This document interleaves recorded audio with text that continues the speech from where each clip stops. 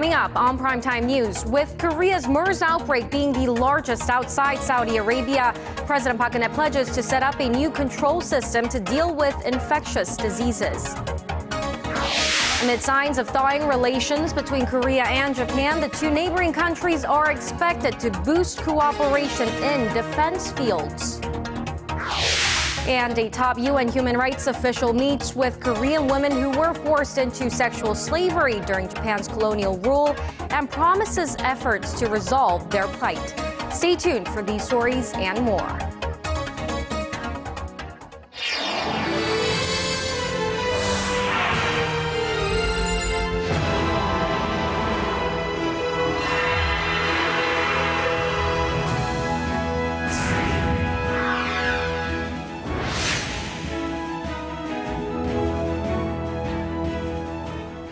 Hello and welcome to Primetime News on this Wednesday, June 24th. I'm Hwang Ji-hye. And I'm Daniel Choy. Thank you for joining us. We begin with the MERS situation here in Korea, with the number of infected now at 179. Let's go straight to our Kim Ji-yeon, who joins us from the news center.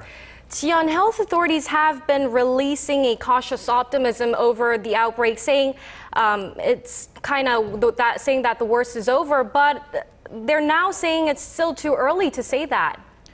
Well, Chia, the situation now suggests the outbreak is at a crossroads. 4 new cases were confirmed earlier today, and among them are patients who are not under quarantine orders or home isolation, raising concerns that there may be more cases that are still under the radar. One of these new cases involves a 51-year-old who had apparently been in the same hospital ward as patient 76, who died from the disease earlier this month. And because of this, Konkuk University Medical Center in Seoul has decided not to receive any more patients for the time being. The Seoul metropolitan government is also taking steps to get a handle on containing the virus. We're expecting more than 1,000 to be placed in home isolation. In initial monitoring, 13 people said they were experiencing symptoms. And as for the Samsung Medical Center in southern Seoul, it has decided to extend its partial shutdown after another patient there was confirmed with MERS. The hospital, considered as an epicenter of the virus, has not taken any new patients for nearly 2 weeks now. And the MERS response team in the city of Pyeongtaek, Gyeonggi-do Province is also strengthening its monitoring systems after a confirmed patient who was not placed under quarantine or home isolation was found to have been in public for 6 days after showing symptoms. The province says it's also installing more than 14 thermal cameras in major subway stations and elementary schools. Well, Jian, many experts and health authorities in here are saying the virus is on the decline. What seems to be the reasoning behind this view?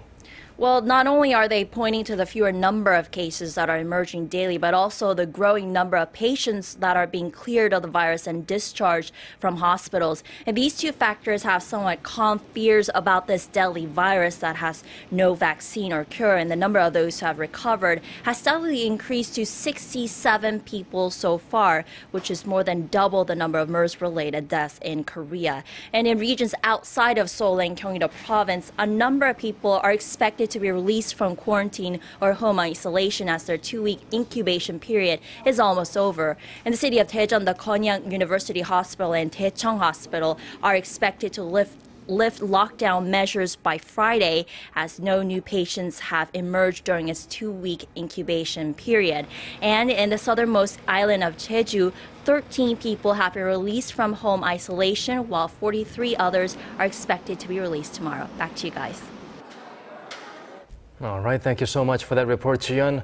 Meanwhile, President Park Geun-hye held discussions with global experts about improving Korea's handling of new infectious diseases like MERS. That's right. As information on such illnesses are limited, specialists from the World Health Organization and the U.S. CDC say even medically advanced countries like Korea should be well prepared to respond. Our Choi Yoo-sun reports. Admitting that Korea lacked preparation to prevent the entry and spread of the MERS virus, President Park Geun-hye sought the visiting international experts' advice on ways to enhance the country's response to foreign diseases. One of the specialists from the World Health Organization advised Korean healthcare facilities to have an expert on hand at all times to prevent the spread of infectious diseases and to properly educate and train medical personnel. The specialist added health authorities need to cooperate with officials and experts from other areas, including education, in their response, and that it's important to create scenarios about the disease and conduct simulations. President Park pointed out tendencies among Koreans to seek medical help at tertiary referral hospitals and to visit families and friends when they are hospitalized as major factors that contributed to the MERS outbreak. She added there's a need for response measures that consider cultural customs unique to Korea. An expert from the U.S. Centers for Disease Control and Prevention stressed how distribution of distorted information through social networking services could make responding to an outbreak more difficult. Such was the case in Korea, and the expert added it's important to communicate not only within the country, but with the international community. In a globalized society where people freely travel across borders, President Park and the experts agreed there will be more new diseases and the country should continuously share related information. For Korea's part, President Park vowed to be transparent in informing the international community about new infectious diseases in the country and its response. Choi Yu-sun, Arirang News. And on the final day of the parliamentary inquiry session on Wednesday, government officials came under fire for their sloppy handling of the MERS situation during the early stages. Opposition party lawmakers also looked over the revised National Assembly law, saying the president should not veto it. Our Ji Myung-gil has the details.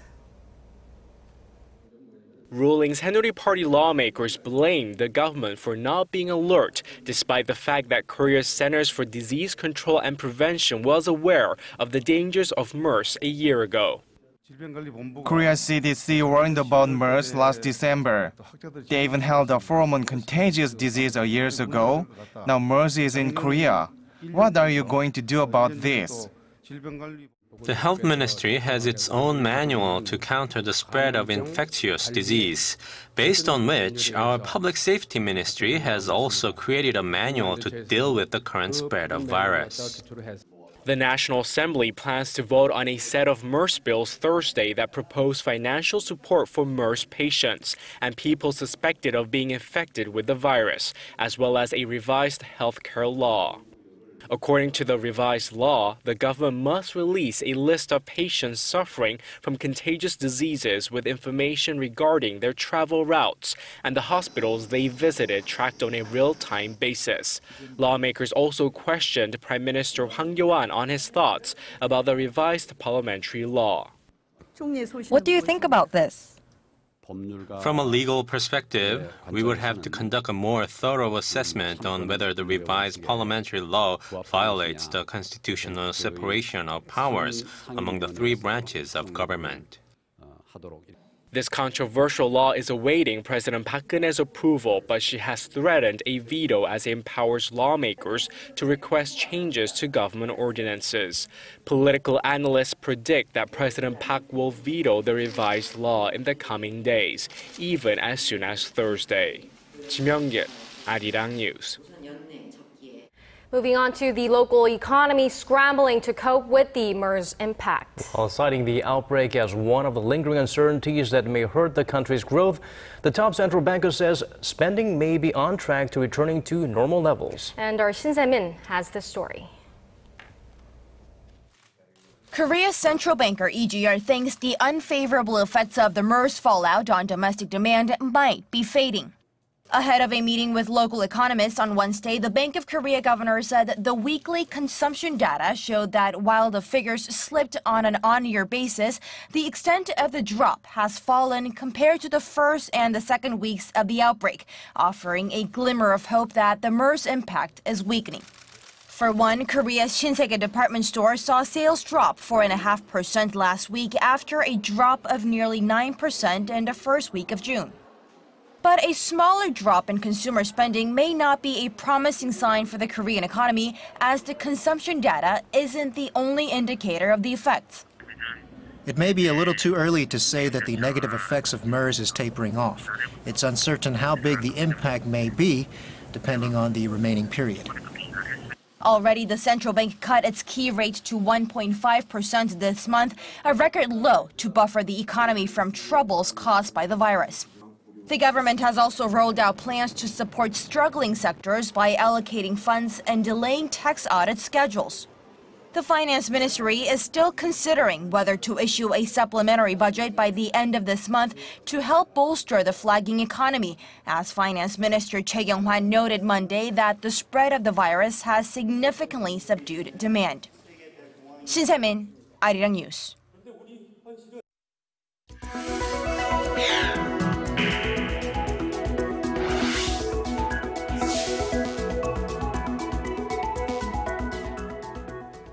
The United Nations Human Rights Chief, currently in Seoul on a 3-day visit, met with 3 surviving victims of Japan's wartime sex slavery. He promised continued UN support for the women in resolving the comfort women issue. Our Hwang Ji-hye reports. UN High Commissioner for Human Rights Zeid Ra'ad Al Hussein visited the victims of Japan's wartime sexual enslavement, calling them the most important people to meet in Seoul. I cannot think of 3 more important people to meet in Seoul than these 3 very courageous, frail and quite old, but still very passionate about what they went through, their suffering and their caring for others who suffer still in so many parts of the world. With the recent passing of 2 of the so-called comfort women, only 50 surviving victims registered with the government remain in Korea. For decades, they have been waiting for Japan's sincere apology and compensation, but time is not on their side. 어떻게 될지 마음이 참 떨리고 분하고 그래요. 불쌍하잖아요. 그러니까 제가도 해결을 빨리 하고 저 하늘나라 가야지 할 말 있잖아요. The UN Human Rights Chief said the voices of these women are the strongest and the most important in resolving the issue. He promised continued support from the United Nations, saying that the UN is consulting with the governments of Korea and Japan. My predecessor, Navi Pillay, spoke loudly about their continued suffering, and I have done the same, and I will endeavor to continue to advocate on their behalf. The meeting is expected to send an indirect message to the Japanese government to swiftly resolve this long-standing, sensitive issue. Hwang Ji-hye, Arirang News. And a local appeals court has sided with the victims of forced labor during Japan's colonial rule in their battle against Mitsubishi Heavy Industries. The Gwangju High Court on Wednesday ordered the Japanese company to pay a total of roughly $500,000 in compensation to 5 Koreans for forced labor. The plaintiffs are either victims or their surviving families. The court called the forced labor an illegal act that goes against humanity. The decision follows 2 other rulings in the Busan and Seoul High Court, also in favor of Koreans seeking compensation from Japanese companies. Staying on South Korea-Japan relations, the 2 countries may be close neighbors geographically, but decades of historical antagonism have kept the 2 far apart, especially on the military front. But things could change, according to this report by our Han Da-eun. Marking the 50th anniversary of Korea-Japan diplomatic ties, leaders of the 2 countries earlier this week displayed their commitment to improving relations that have been strained over historical and territorial differences. And such a friendly gesture seems to be having a ripple effect in a zone that has remained frozen for years: the military.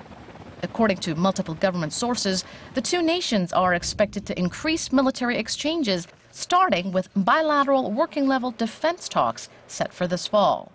Top military officials of the 2 sides will reportedly assess North Korea's recent military threats and discuss ways to tighten military cooperation next year. Also expected to be on the agenda is the sticking point of Japan's self-defense rights. Japan had agreed not to send its self-defense forces to the Korean peninsula without Seoul's consent during a security summit last month, and military officials are expected to discuss follow-up measures of the initial agreement. Seoul officials also say a joint Korea-Japan naval search and rescue exercise is planned in October. The biennial event was first held in 1999 and aims to promote cooperation in joint humanitarian missions. It'll be the first time in 13 years since the Korean Navy last participated in the exercise. Government sources also hinted at a possible visit by Japanese Defense Chief Gen Nakatani to Korea in the latter half of this year. 한다은, Arirang News. Tomorrow marks 65 years since North Korean troops supported by China and the Soviet Union invaded South Korea and started the Korean War. To this day, the two Koreas are still technically at war. The division has also prevented thousands of families from seeing each other. Connie Kim spoke to those who strongly feel the harsh reality of separation.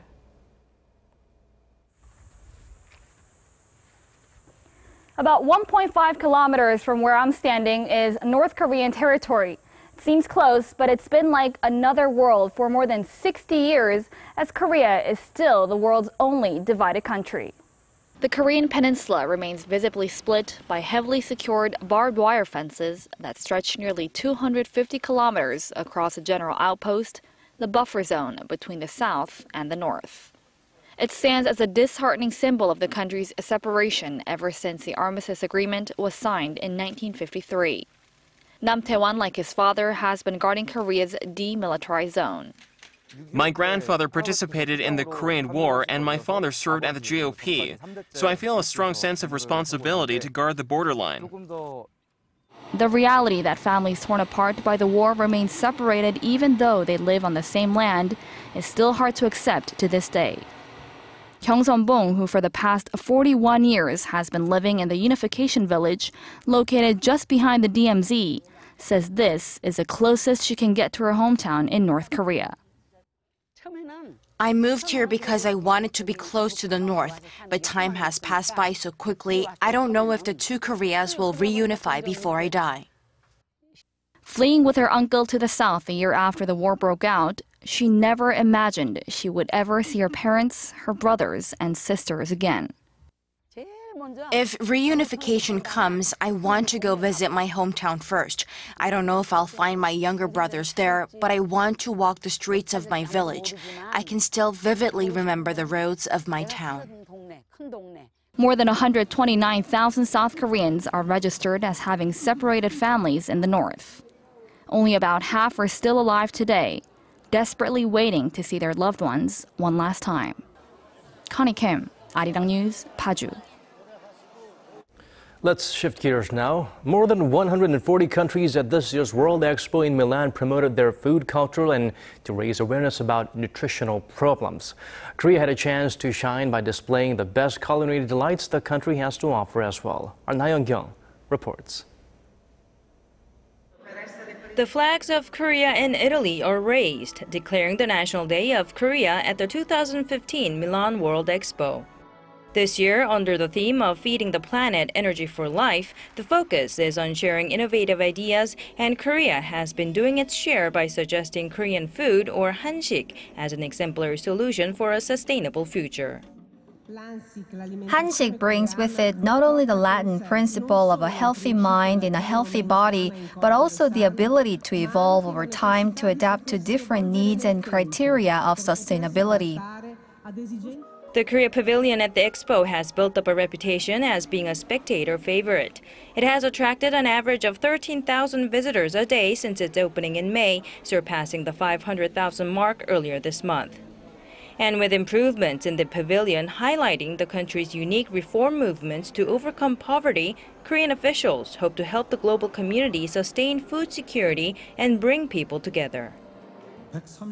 I also hope that the Milan Expo and Korea Day will help strengthen not only Korea and Italy's 130 years of bilateral ties, but also the friendship that visitors from all over the world share.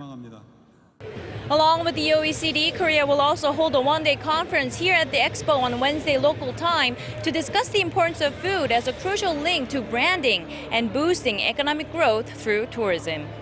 Na Hyun-kyung, Arirang News, Milan.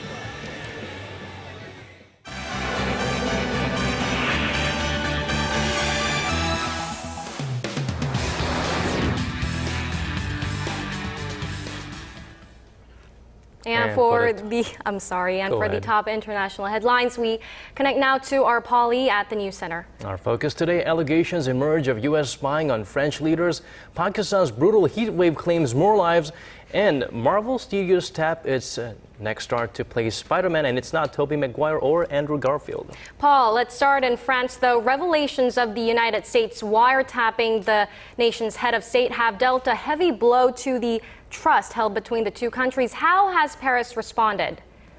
Well, in a statement released Wednesday, President Francois Hollande slammed the reported spying on senior officials as unacceptable, warning that France would not tolerate actions that threaten its security. Hollande is one of the 3 French presidents named in the secret intelligence documents that were released by WikiLeaks via French media. The NSA surveillance reports also included detailed summaries of conversations of former leaders Nicolas Sarkozy and Jacques Chirac. News outlet Mediapart, which first broke the story, said the web of espionage went much deeper. Beyond the 3 presidents whom we have spoken a lot about since yesterday night, it's within reason to believe that all levels of the public authorities were at some point directly or indirectly listened to by the NSA. The White House says it was not targeting Hollande's communications and promised not to do so in the future. The French Foreign Ministry has summoned the U.S. ambassador to demand answers, while France's top national intelligence official has been dispatched to Washington. And turning to Pakistan, the country's financial capital, Karachi, is struggling to deal with a prolonged heat wave that has killed more than 780 people. Many more victims of the scorching heat were admitted to hospital on Wednesday. The mercury soared to nearly 45 degrees Celsius in the past 4 days. Officials say thousands of people have flooded emergency rooms, suffering from heat strokes and severe dehydration. The mortality of heat stroke patients is very high throughout the world. Karachi has never seen this type of weather. This is a very difficult situation. People get fever, followed by headaches and fits, and then they fall unconscious and are being brought here. Pakistani weather officials say the heat wave will soon break. Showers are forecast to fall over the region in the coming days as cooler winds from the Arabian Sea move in and start to bring down temperatures. And finally, Sony Pictures and Marvel Studios have announced that the British actor Tom Holland will play the next Spider-Man to hit the big screen. The 19-year-old will take up the iconic role of Peter Parker and his web-slinging alter ego as Hollywood tries yet again to reboot the superhero franchise. He's expected to first make an appearance in the epic film Captain America: Civil War before starring in his own standalone movie in July 2017. Details are still scarce about the latest installment in the Spider-Man series, but Marvel has tabbed director John Watts to lead the coveted project. And that wraps up our look at international stories for now. I'll see you back here tomorrow night.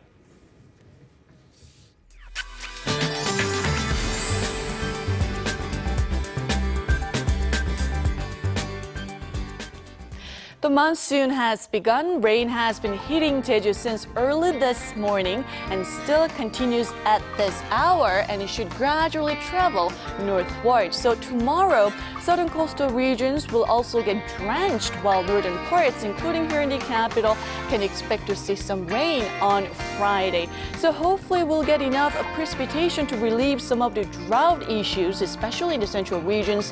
In the meantime, southern cities and Jeju will feel a dramatic cool down over the next couple of days with downpours at times. But up north, more muggy weather is in store till Friday. And for tomorrow, Seoul should be the hottest place with a temperature rising up to 29, and Daegu and Busan will climb up to 23, while Gwangju peaks at 25 tomorrow afternoon. And as for the other parts, it seems like Daejeon and Jeju Island will see a high of 26 and 24, while Dokdo rises to 23.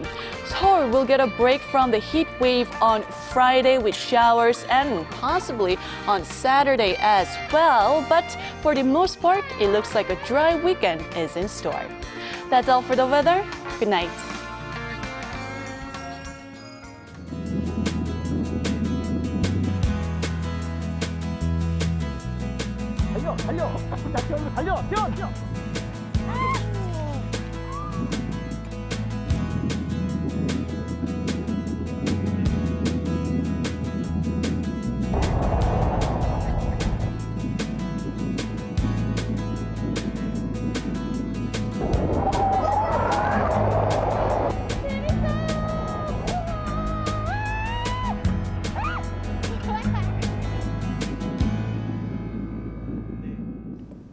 And we've come to the end of our newscast. Thank you so much for staying with us. This has been Daniel Choy. And I'm Hwang Ji-hye. Do join us at the same time tomorrow. Goodbye for now.